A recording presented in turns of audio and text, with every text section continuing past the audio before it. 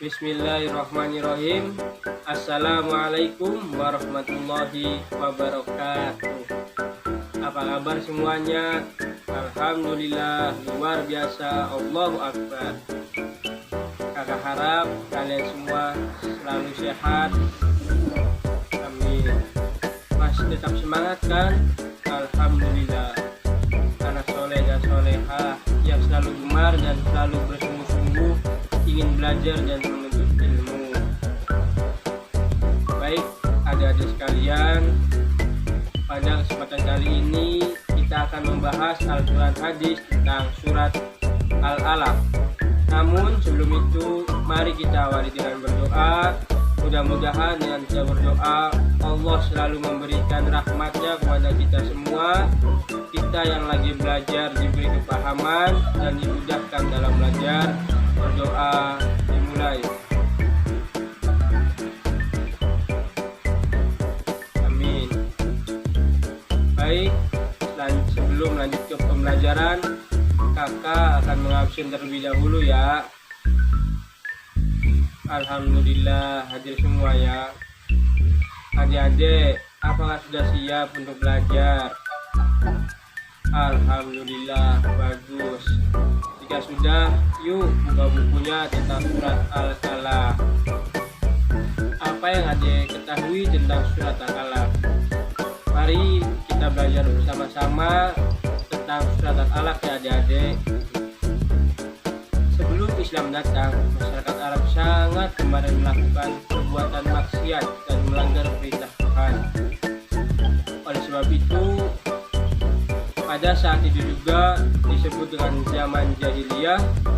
Sebagai seorang pemuda, Nabi Muhammad sangat prihatin apa yang terjadi dengan masyarakat Arab, hingga beliau kemudian memutuskan untuk bertafakur dan tidak memisahkan diri dari lingkungan yang sudah tidak beradab. Kemudian beliau pergi ke sebuah tempat, yaitu Gua Hiro, pada malam, tepatnya malam 17 Ramadan. Beliau melihat cahaya yang sangat terang di dalam Gua Hiro, sehingga menerangi gua tersebut. Itulah malaikat Jibril, yang kemudian cahaya tersebut mendekati Nabi Muhammad dan mengajarkan kepada Nabi Muhammad sebelum memerintahkan Nabi Muhammad untuk membaca sampai 3 kali. Sebelum memerintahkan Nabi Muhammad membaca, namun pada saat itu Nabi Muhammad belum mengenal baca tulis. Lewat dari sinilah kemudian Allah mengutus Nabi Muhammad sebagai Rasul terakhir yang menyempurnakan akhlak manusia dan menyempurnakan agama-agama yang dibawa oleh Rasul dan Nabi yang terdahulu. Sekarang mari kita lafalkan bersama-sama surat Al-Alaq ya. A'udzu billahi minasy syaithanir rajim. Bismillahirrahmanirrahim. Iqra bismi rabbikal ladzi khalaq. Khalaqal insana min 'alaq. Iqra wa rabbukal akram. Alladzi 'allama bil qalam. 'Allamal insana ma lam ya'lam. Kalla innal insana layatgha ar-ra'ahu istaghna. Inna ila rabbikar ruj'a. Ara'aital ladzi yanha 'abdan idza shalla. Ara'aita in kana 'alal huda.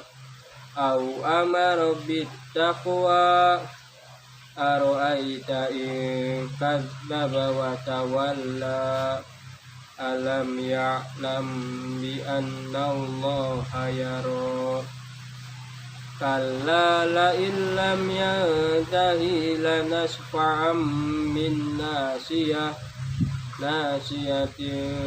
kadibatin khasi'ah falyad'u nadiyah sanad'u zabaniyah kalla la tuti'hu wasjud waqtarib shadaqallahul adzim.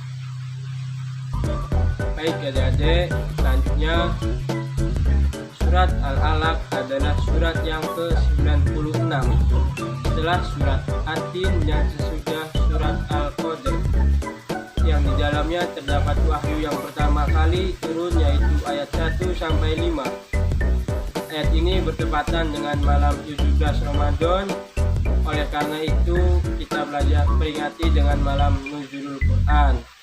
Semua ayatnya diturunkan di Mekah, maka disebut Makkiyah.